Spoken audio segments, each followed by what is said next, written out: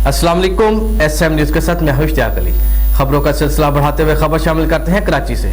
Pakistan democratic movement की जानिब से ऐलान के बाद पीपल्स पार्टी के रुकन कौमी असम्बली आगा रफीउल्लाह ने अपना इस्तीफा chairman people's party Bilawal Bhutto Zardari को पेश कर दिया। इसी हवाले से मजीद तफसीलात जानते हैं ब्यूरो चीफ जुल्फकार अली से।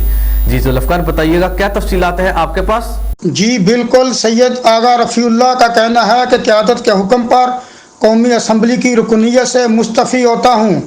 आगा रफीउल्लाह कौमी असम्बली के हल्का NA 238 मलीर कराची से पीपल्स पार्टी के रुकन हैं। उन्होंने कहा कि मैं पाकिस्तान पीपल्स पार्टी का अदना कारकुन हूँ। जमहूरियत की बहाली और सिलेक्टेड हुकूमत के खात्मे की जिद्दोजहद में शरीक होने पर फ़ख्र महसूस करता हूँ।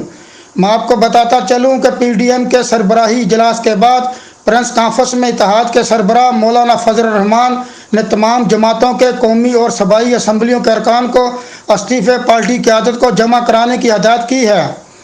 उन्होंने हदायत की कि 31 दिसंबर तक तमाम जमातों के कौमी और सूबाई असम्बलियों के अरकान पार्टी कायदीन के पास इस्तीफ़े जमा करा दें। जी बहुत शुक्रिया जुल्फकार, तफसीलात से आगाह करने के लिए। अब तक के लिए इतना ही। मजीद खबरों के लिए देखते रहिए SM न्यूज़।